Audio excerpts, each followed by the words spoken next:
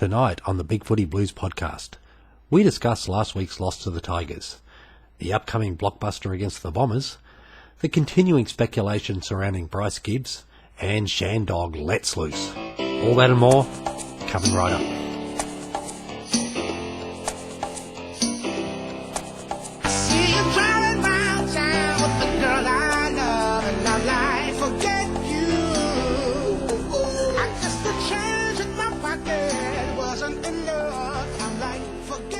And welcome back for episode 6 of the 2014 BigFooty Blues podcast. I'm your host, ODN, and as usual, we have a stellar lineup for you tonight. It caused controversy when she made the list of our top 150 podcasters of all time at the expense of Doc, but she has always been a winner to us. Hello, Bluebell. Hi, guys. After abandoning us last week to blow in and out of Darwin on a Cyclone Tracy revival tour, welcome back, Shandog. Hello. Having just earned his podcaster merit badge, we've had reports he's been flashing it all over BigFooty. It's happy dude. I've been flashing something. And a late and far less desirable replacement for Mebby. It's our former glorious leader, the Wookie. How are you, Wook? I'm unimpressed with the leadership shown so far. You're talking about the team or the podcast? Unimpressed. Oh, somebody's come back here just out of spite and sour grapes. He stabs from the front. Stab the front. Well, that's not what I heard. But anyway. Okay, everybody. Look, we probably should get this one over and done with. Last Thursday night, Carlton 12 goals, 14 behinds, and some ordinary out of bounds on the full, 86, were defeated by Richmond 14-98. For Carlton, Yarran kicked 3, Everett 2, Menzel 2, singles to Bell, Simpson, Waite, Garlett and Gibbs. Bets for Carlton were Yarran, Simpson, Murphy, Buckley, Curnow, Waite, Thomas, and I know others have other opinions on that. Who watched the game? I'm sure we all did, but who wants to go first and tell us their thoughts? Happy dude. Very, very average start to the game. Half time, has been the norm lately against Richmond, getting, down by a fair bit, feel like we're going to get run over, holding out the belief that we can get inside and beat them mentally. Started to come back towards the end of the third. Squandered opportunities is probably the one thing everyone's going to bring up. How bad was that kicking for goal? Came back towards the end. Obviously, Garlett hitting the post and then Waite missing from 5 metres out was just so frustrating. Glad Gibbs kicked a goal because I had money on him to kick a goal at any point in the game. So, as bad as his game was, he still, came through for me. Sitting your eyes. Yeah, very. Goal. It was a great goal. Very disappointing all up, except for obviously the things that really stand out to me is Buckley, Yarran and Murphy having good games. Yeah. How'd you see it, Shandog? Oh, look, I tell you how I saw it. I saw it in a hotel room in Darwin, and I feel really sorry for the people who were, next door to me, because they copped a lot of abuse that I don't think they were expecting. Look, I think Happy to touched on it straight up. The poor kicking at goal just absolutely killed us. I did see someone, I think it might have been Etzel, who provided some info from Champion Data, who said that if we had a kick to the season averages in previous years, that we would have won by a pretty comfortable margin. It would have been like 102 to 85 our way. So that was obviously very, very disappointing. But at least we did keep the fight up in the second half. That was really good to see. And of course, there were some really good youngsters. Bell did okay, and I thought Rowe did okay, which I'm pretty happy with as well because I'm a big fan of his. But of course, Buckley was great as well, and it's just a shame that we couldn't sort of keep that, I think, mental edge over the Nightwind and keep them in their place. Certainly put a few little flutters into their dear little hearts, didn't we? But it's just much like all our games against them recently. They get out to a lead and we run them down, but sometimes we fall short, sometimes we don't. You can see the panic coming. Oh well, we didn't finish it. Bluebell, how did you see the game? Pretty much how the other guys summarised it, but when are we going to play 4 quarters of footy? I mean, if we played 4 quarters of footy like we did in the last half, we would have won. But I guess the most disappointing for me was 3 goals 7 in the last quarter. We had our chances, as did they obviously in the first half, but we certainly had ours. And to be honest, that goal by Jeffy Garlett, or the point I should say, what should have been a goal, and Waite's miss and Warnock's miss, and just so frustrating. But look, I'm glad we fought back, and but it was like as soon as we got level, they just stopped again. So hopefully we can turn it around on Sunday night. Yeah, I agree there. We had the legs in the last quarter. We were running over the top of them, and for some reason, when you can't get your nose in front, we had kicks to get in front. Didn't happen, and you just knew that eventually the tide would turn. Wookster. Did you see the game through sober eyes, mate? How'd you go? I saw it through the thick haze that was a numbers place, and yes. Say no more. Sorry for his, because we were rather animated during the proceedings, and look, it's disappointing. It's never good to lose to Richmond, especially by a close margin. Especially when it seemed like we were going to, we had the momentum, and we just couldn't capitalise on it. It wasn't good. I wasn't happy. But on the other hand, I got to see Jimmy Buckley push over, Dylan Buckley rather, push over Tyrone Vickery. So that was, pretty hilarious. Absolutely. Now, Wookster, you're also responsible for organising the Player of the Year voting. Am I? Yeah, mate. You do it all. How'd the voting go for round 2? I don't know. What the Electoral Commission? Yeah. Well, did you lose several hundred and have to cause a re-election? No, actually. Look, we had 34 people cast votes this round. Thanks to everyone that did vote. Mark Murphy taking out the 5 votes this week with 145 votes, just clear of Chrissy Aaron, who came in second. Literally, that came to the difference between them getting assigned 5 votes and 4 votes. Yaron actually got more of the top votes. Murphy got more of the second votes. But Buckley was a surprise in this. He polled third for the 3 votes for the week. Warnock, the great man that he is, polling second. And Michael Jamieson bringing up the single point. Dylan Buckley winning Best New Blue. No surprise there. 33 votes to 1 was of the 34 votes cast.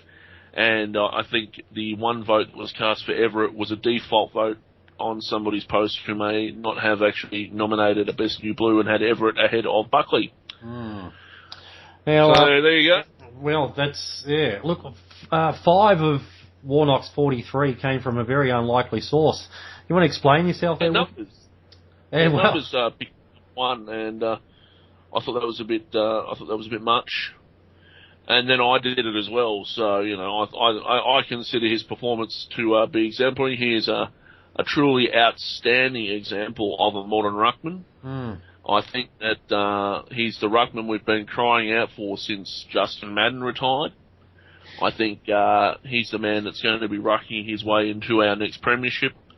I think without him, our midfield is somewhat less. I think he, if it came down to choosing between him and someone like Cruiser, that we should be trading Cruiser. And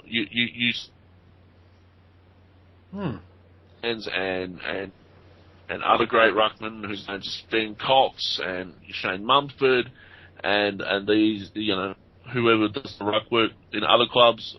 These are all great folks, I'm sure, and they're all great humanitarians. But there is one truly outstanding member of the AFL community that sits head and shoulders above them. And that man is Robbie Warnock, and you've got to give credit where credit is due. He rucked like a tireless champion that he is. The far lap, the thoroughbred of modern ruckman that he was. He was on the ground, he was in the ruck, he was in the air, he just couldn't kick straight. And I can overlook that because he's a ruckman, and really you don't want him kicking for goal anyway. But the man is truly a great example of the modern footballer. Yep. And I think he's truly deserving of the 5 votes that I gave him and the 43 votes that other people gave him. Oh, there you go. Well, that was the Wookiee, president of the Robert Warnock, definitely not a Light Post fan club. I was going to ask, where does Wookiee go? That was Who's got the gun to his head? Robbie Warnock's broken into Wookiee's house and he's taking him for ransom. Say it, Wookiee, say it. He did watch it in a haze over a numbers place, remember? So just the game might not have gone as well as I recall it going. I'm not even sure I was watching the same game, to be honest. He must have been watching an episode of Superstructures. I know Nubbs was playing around with the remote at some point, and we were watching whatever else was on TV at some point, and I'm not really sure what happened there. It was So probably Super Nintendo Mario Brothers or something. It was, we rugby for all I know. It was a good night. It was Warnock's performance was fairly reasonable. Given the circumstances, and it's not his fault we lost. Yeah, cool. So there you go. All right. I think it's time for a little bit of Carlton news.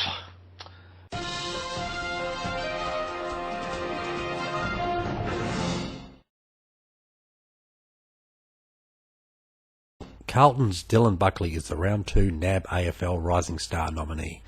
Playing off the half-back line, Dylan showed plenty of dash, finishing with 18 possessions and 6 tackles in the Blues' narrow loss to Richmond last Thursday night at the MCG. Carlton forward Jared Waite has received an official reprimand from the AFL match review panel for staging, when he clutched his face after receiving a kick in the chest from Richmond's Jake King during last Thursday's match against the Tigers. Carlton ruckman Matthew Cruiser will undergo surgery on his injured foot and is expected to be sidelined for 12 to 14 weeks. Cruiser pulled up sore after Carlton's round 1 clash with Port Adelaide and was a late withdrawal against Richmond. The 24-year-old has trained this week but is still experiencing pain in the foot that he had surgery on at the end of 2013. Carlton's football operations manager Andrew McKay says Cruiser's foot isn't healing as expected, and medical advice has determined it is in the best interest of Cruiser and the club to have further surgery to ensure he is fully fit and able to play a role in the team in the latter part of the season. And that's all for Blues News.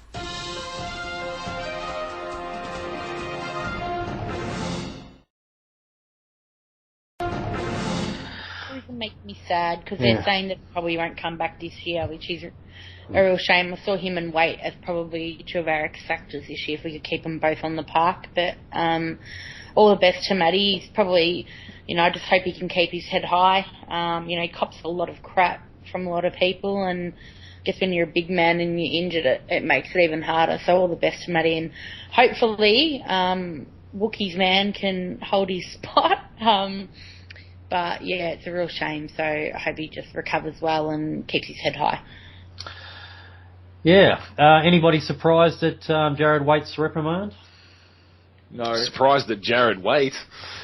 Yeah, well, if he's not in trouble for friggin' headbutting people and losing his temper and knocking people out and get reported, he's in trouble for the opposite. Like, staging doesn't sound like Jared Waite, but still, he had to go up and face the review panel at some point during the year. Surprised it took him this long. Early. I'm surprised it took him this long. I'm surprised he lasted 2 matches without having to front up to him. Maybe if he confessed his sins in the media like Jordan Lewis, he would have got off with a reprimand. That was a bit shoddy. I don't see the how some people are saying it doesn't compare because Jordan Lewis actually took a hit and this and that. I think it's crap. They both channeled their inner soccer player there and deserve to get stung for it. Yeah. I'm just glad he only got a reprimand and didn't do something to justify getting suspended because we need him. So. Yeah, and Dylan Buckley, was that his in his first game? Did he come on as a sub? I believe. I don't. Yeah. So was he the sub? Because I know he kicked an awesome goal. Yeah, he come on first goal, wasn't it? Yeah, it was one-handed pickup. I'm pretty sure if I remember correctly, Cruiser went off for him. Yeah, so it's his first full game in the navy blue, and he's won Rising Star nomination. That's no mean feat. And gee, I'll tell you what, compared to what he did in the preseason, where he was showing all that dash and that toughness, but he was he had a bit of a lack of awareness, and he was trying to do too much, and he was getting caught a lot. or dishing off hospital handballs, he certainly straightened out his disposal and looked fantastic. He did. 94% efficiency, if I'm not mistaken. That's good. Yeah. Mm.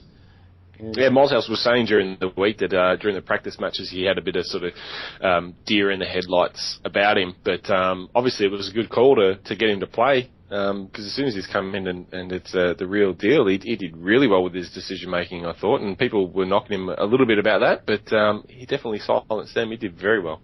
Absolutely deserving of it, nomination. He adds some good pace to our side as well, which I think with Army out and obviously Bet's gone. Yeah, he had some pace. Yeah, he burned a couple of Tigers players there. Actually, it was brilliant. Yeah. Oh, okay, folks. Just as we're about to do a new segment, the Wookiees dropped out. Apparently, somebody running out the NBN in Adelaide has been mugged near Wookie's place. So we'll go on without him for the time being. We'll possibly buy a Wookie.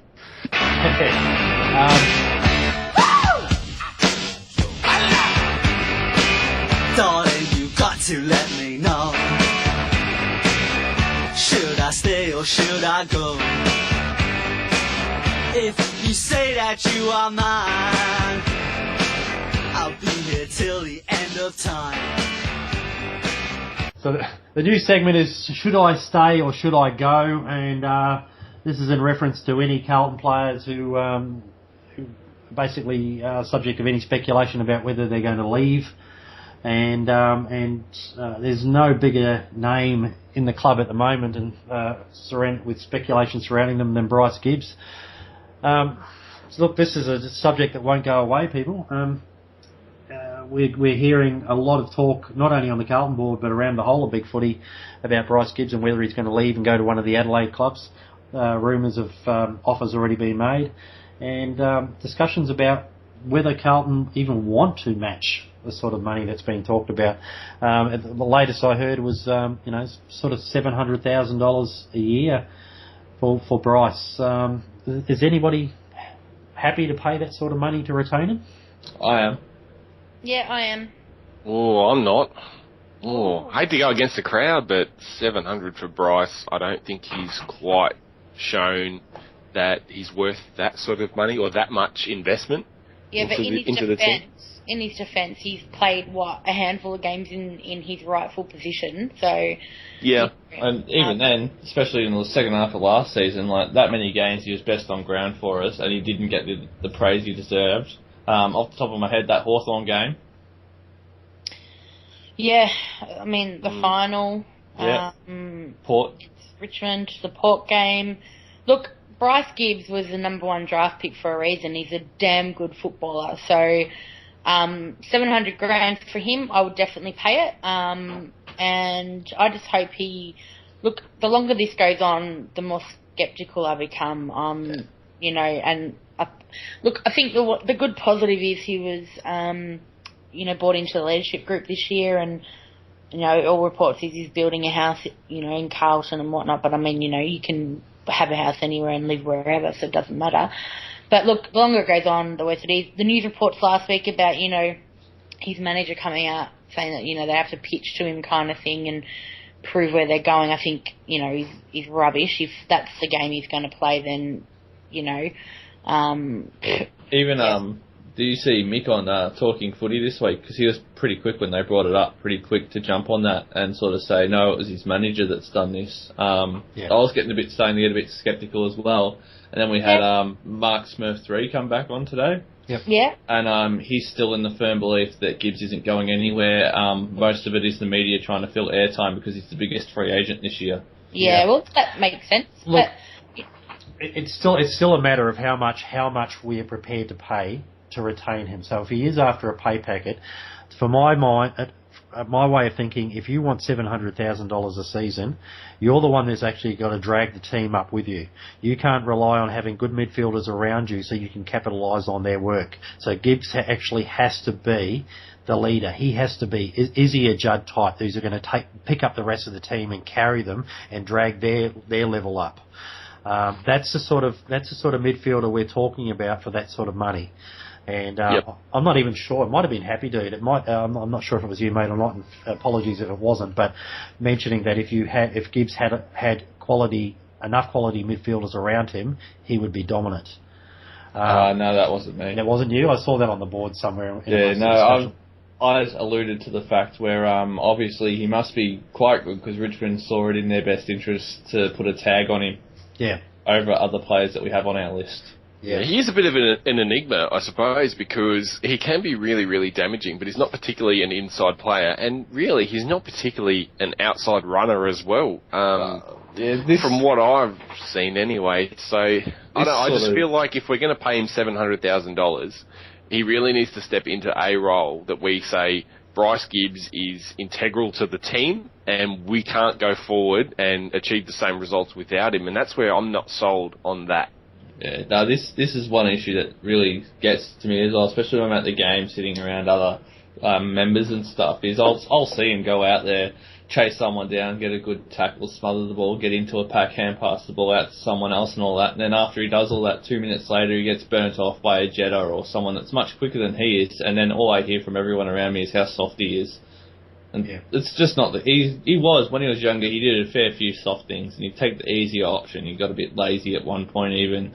But he's just, a lot of people hold on to that reputation for him, and it's just not true anymore. Like, as we just mentioned before, he's been best on ground for us a few times now. It's only becoming more frequent. He kicks goals when we need him. He's got the skill to sort of get out of traffic. He is doing in and under stuff to get us out of there. It's just not getting the credit it deserves at all. And I reckon if he does go, we'll be a poorer side for it. I really rate him as a player, and I really hope he does stay in the team. I've mentioned this on the boards as well. I still think his best position for us is up forward because of exactly what you said there, where he kicks goals. He's actually a really good reader of the play. He's a good contested mark.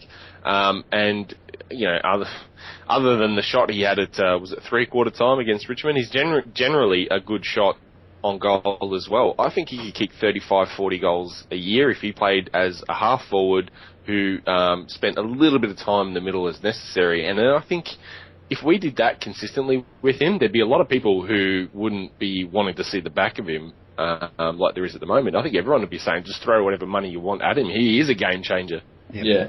Is it fair to say, though, that to command that sort of money, he needs to have a pretty decent season? Oh, absolutely. Yeah, he does. He does need to have a good year. Yeah.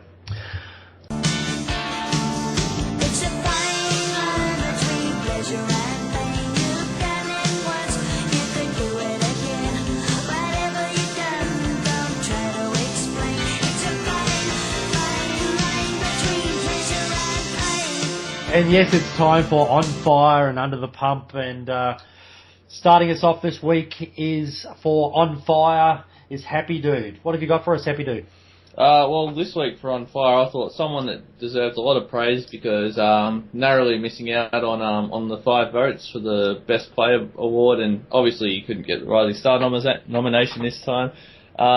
Chris Yarran, very, very good game against Richmond. When we were looking down and against the ropes, he stood up, made a couple of mistakes, trying to be a little bit flashy at times, but you know everyone makes mistakes and it didn't really cost us too dearly, and he chased the people down and always made up for his mistakes.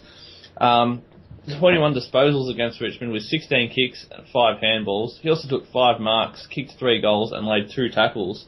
Seemed to do a lot of running down the ground as well and broke the lines of Richmond when a lot of other players were just turning it over or hacking it forward. Very good game. Deserves a lot of recognition. Obviously, a fair few people rated his game by him getting the 4 votes on the board voting. But, yeah, I thought I'd also give him the shout-out here. Very, very good game. Well done, Chris Yarran. Interesting to note, in the stats I'm reading right now, it's actually got hit-outs listed as 0, so I just thought I'd mention that too. Sack. Look, Yarran certainly had more question marks over him than Bryce Gibbs did, so it's good to see. And in fairness, a couple of his turnovers where he's basically handballed into an opponent were in the process of being creative, and you don't mind turning the ball over now and again if you're going to show such creativity. You know, they're not all going to come off, but he was out there giving it a go, so, you know, well done to him. Exactly. Bluebell, what have you got for Under the Pump this week? Oh, God, where do I start? No, I guess every player that can't kick a goal is under the pump this week. Just looking at round 1, 12 goals, 15 last week, similar scoreline, 12 goals, 14. In particular last week, obviously the 3 goals, 7 in the last quarter. Garlett, why the hell do you dribble it along the bloody ground? Just kick the bloody ball.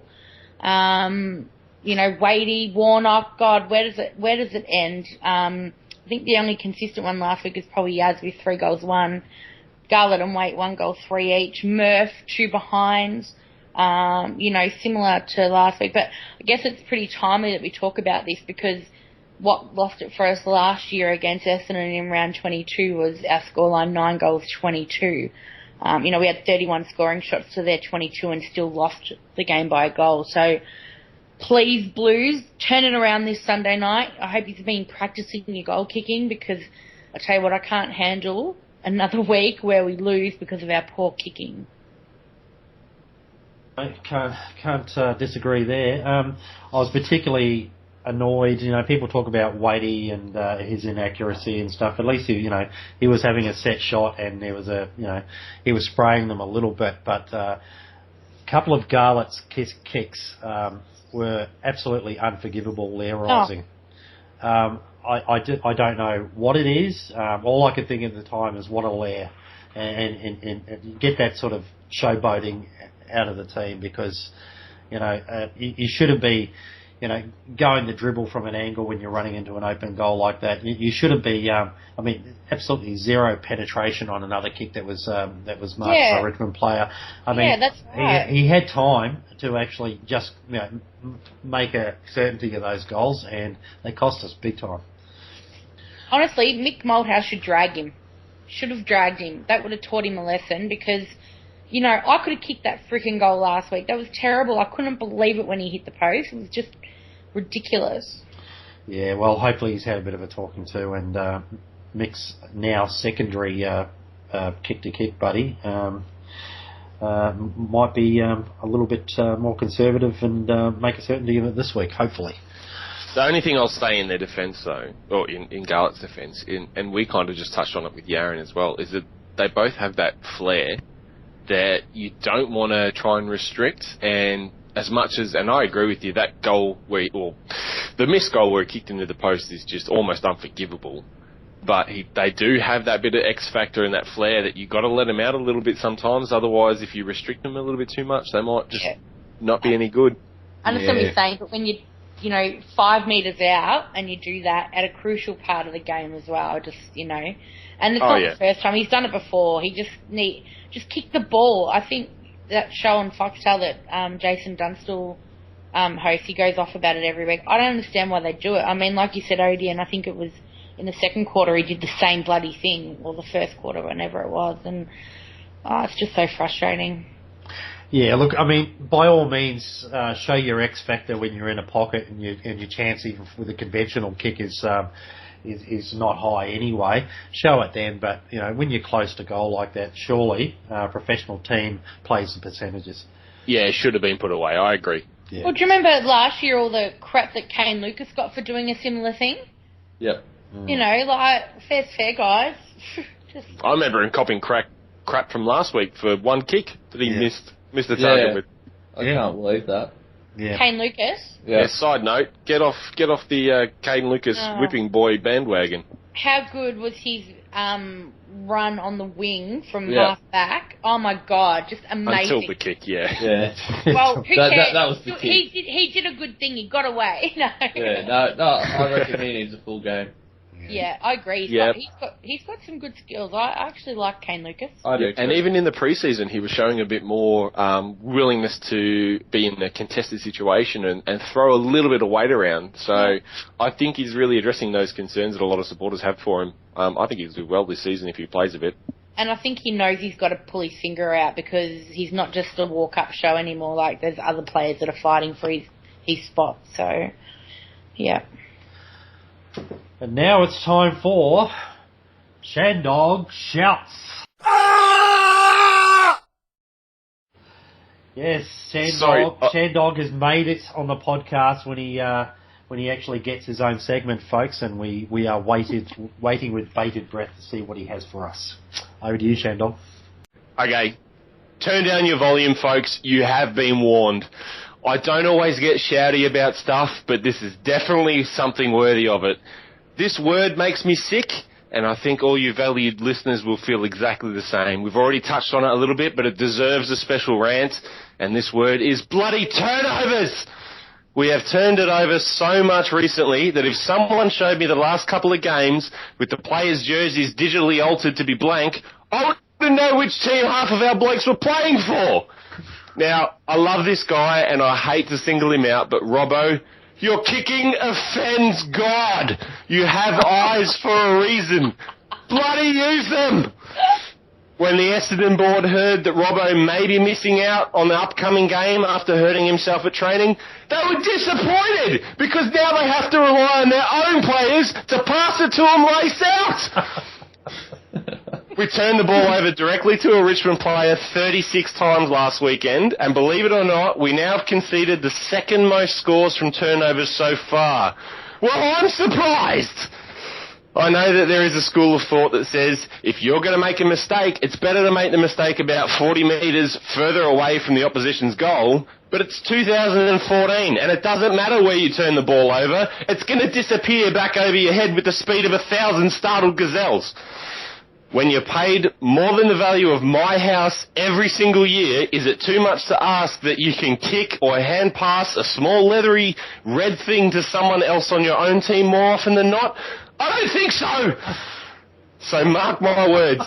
If we blindly bomb the ball forward to 3-on-1 contests again this week, I promise you all, I will fly over to Visy Park for a training session and will systematically kick Sherrins in the players' faces as they come out of the park to show them how you hit a bloody target.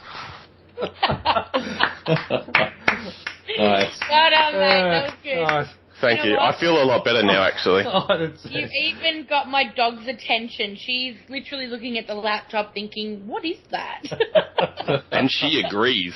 She does. Well done. Oh, if that doesn't earn a couple of comments, positive and negative on the boards, then I'm not here.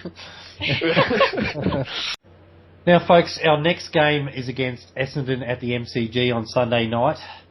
Something very weird about these Sunday night games. Not sure whether there are cosmic forces at work, and I don't know how the gravitational pull works, but apparently there is going to be a first quarter moon, and if you're going, wear sensible shoes because the peptides will be in.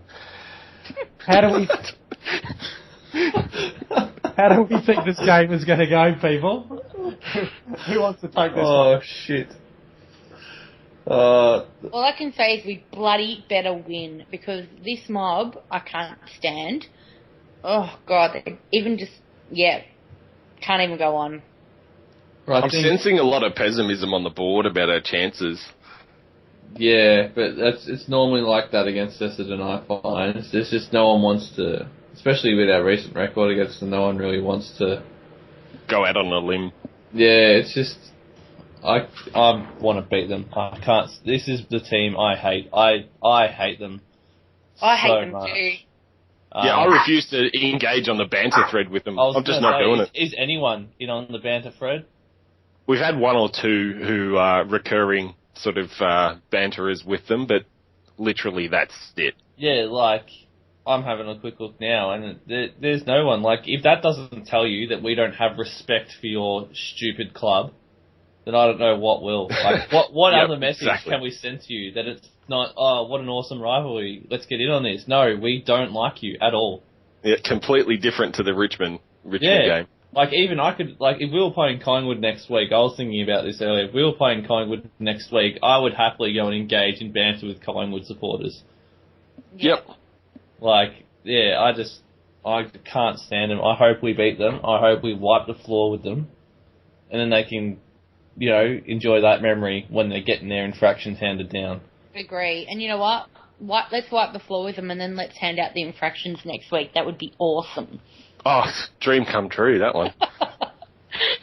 Look, when you look at both sides, they did really well last week, as much as I hate to admit it. And, you know, but I hope they're nervous because we haven't won yet. So, you know, we're really looking for a win. But we can beat them. We match up well against them. I think Ryder out helps us a lot. Yeah, big time.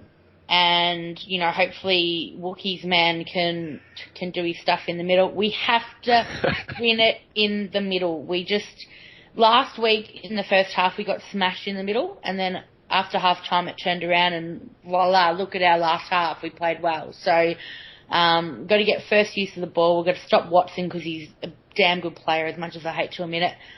And just, I guess get the momentum up really, really early. I'm sick of us chasing down leads. And we just have to kick goals. Like just kick goals and smash them. I just freaking hate them. You know what? Even I want to smash them, but 1 point would even be better. I don't care as long as we win. Just got to win. That's all it is. Yeah. A win here will send them to 1 win, 2 losses and put us in the same position at 1 win, 2 losses. Yeah. Just for some perspective for people out there that are going on about how much better than us they are. We've got Walker back. Carazzo, surprisingly, named in the side, having not come in through the VFL after having an interrupted pre-season. I don't reckon he'll play either. Yeah. Casbolt's also on the extended bench. I don't think Casbolt will play because they've named Rowe at full back, funnily enough. You can't play both of them. Yeah, but Casbolt has tailed up Essendon a few times in the last couple of years, actually. Yeah, had some great games against them. He kicked bloody 7 goals or something, didn't he, a couple of years ago?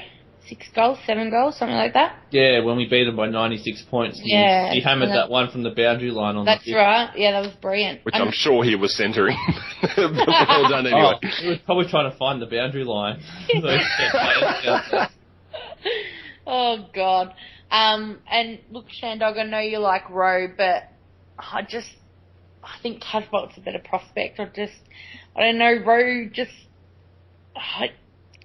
for his biggest years, he doesn't have enough presence, I don't think, and his marking ability he lacks there, and it's really, really frustrating because Casbolt can't kick but can mark a ball, and Rowe is the complete opposite. So yes, yeah. It would be nice if we can grab a few attributes from both of them. But look, I think Rowe's been named on the ground because although the whole Ryder not playing thing kind of throws this out of whack a little bit, but because they do have some very tall forwards, Danaher and Carlisle, who can go up forward as well, or who does play forward, Rowe would have been a really good matchup for them. But I think everything is going to change now, given that since the teams have been announced, Ryder's not going to be playing. I think Rowe is going to have a mysterious illness or something and get pulled out of the team. And we'll go in with Warnock as our ruckman and the standard sort of lineup in defence because they're not going to be as tall as they would have been if Ryder was playing up forward.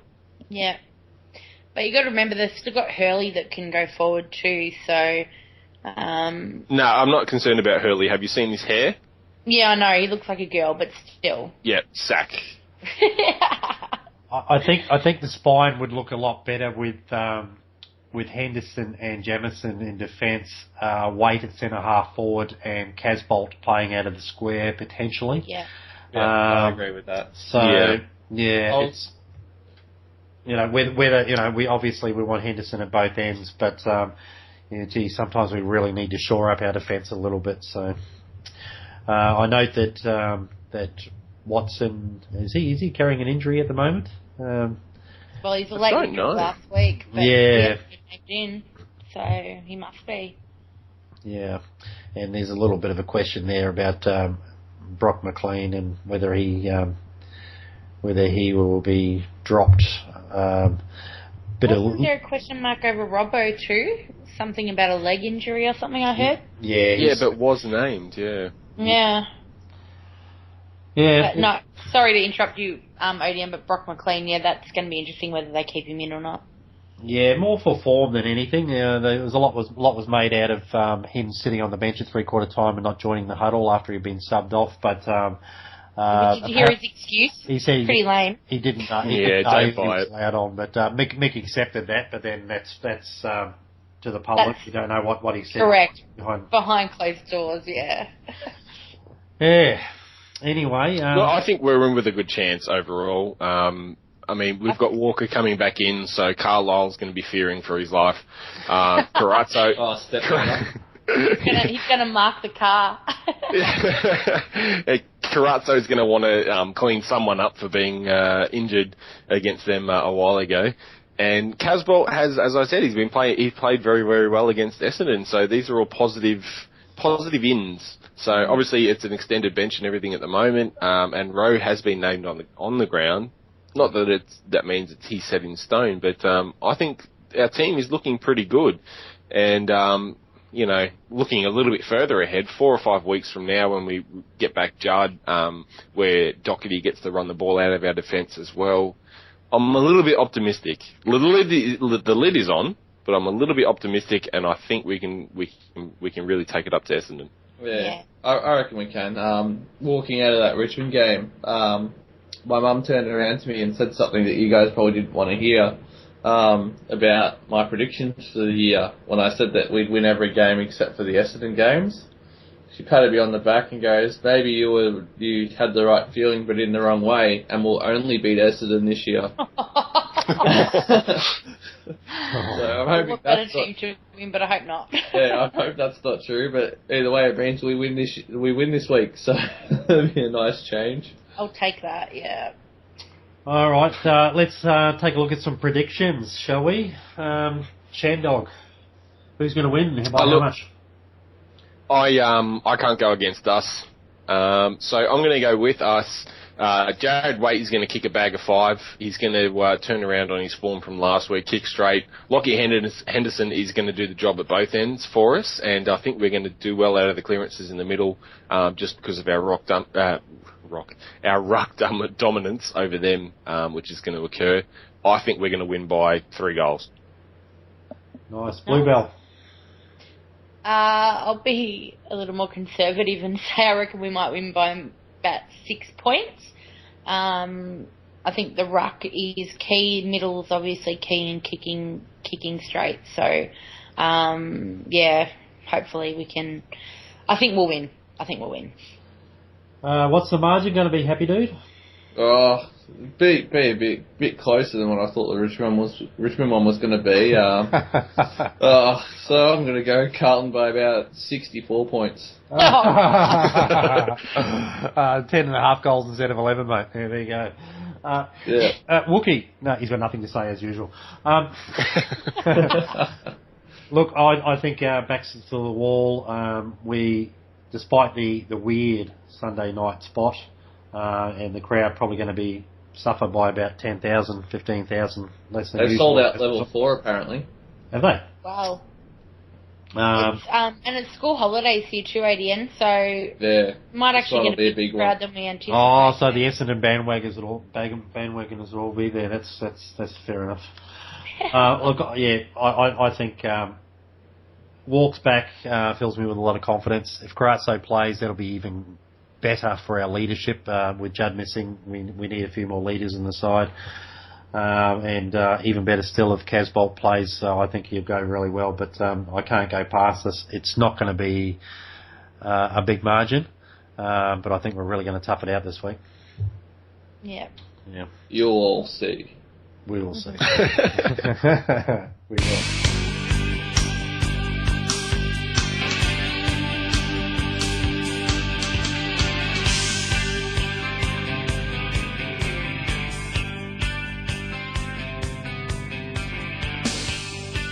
Yes, it's boardwalk time again, and I don't have too much for you this week. I don't know if anybody else does, but I just want to make mention that Etzel 1 has taken out Poster of the Month vote for March, and she is now in the running for the 2014 Poster of the Year award. Anybody seen anything worth noting on the boards this week? Invinci Blues started that thread about Bryce Gibbs and what's going on with him. It was titled "Let Gibbs walk so that we can throw the kitchen sink at Frawley?" ? With a poll, it did generate a lot of discussion. There's a lot of opinions going down range. I did, so it is quite an informative thread to see where people stand with regard to Gibbsy, if you want to go have a look at that. Just don't check out the poll because it's really terribly written. The question being, should he stay or should he go now? Responses vary from yes, no, or I'll see. So I don't know how grammatically that makes sense, but it is a very interesting thread. I don't know what you're saying yes to. Are you saying yes to should he stay, or are you saying yes to should he go? This is my point. I don't know. I went to select an answer. And I said, I have no idea. Should he go? Yes, no. I don't know. What are we asking? I definitely think he should stay or go. I think that should definitely be one of the two options at least. Yeah. I think it's reflected as well in the polls with 11 votes for yes, 7 for no, and 13 for I'll see. So everyone seems to be pretty divided about what they should click. Hit him the I don't know button. I'll wait and see. Yeah, but you're right. It is a good conversation piece, and it's partly why we're looking at that other news segment that we have on.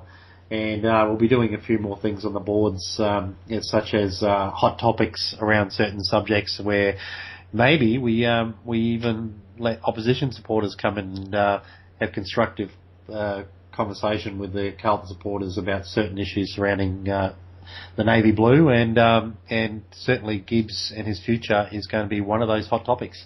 So, as far as what we might get for him for compensation if he does go as a free agent, then that's going to come down to where we finish on the ladder. It could make things very interesting. It might not be as big a loss as we think if the key position players that are available in this year's draft are as strong as we're led to believe. Yeah, absolutely. And not to harp on Gibbs too much as well, though, but there is another thread about where he plays that B Navy started as well, which has been going since I think he might have started it just after the Richmond game. It's titled Bryce Gibbs, tagger, halfback or midfield, and there's a lot of good opinions on there as well. So jump onto that and have your say. Yeah, absolutely. Okay, once again, good night all. Good night, Shandog. Good night. Good night, Happy Dude. See ya. Good night, Bluebell. Farewell. And if somebody can pick Wookie up off the floor and tell him we say good night as well, that'll be great. And, until next week, good night, everybody.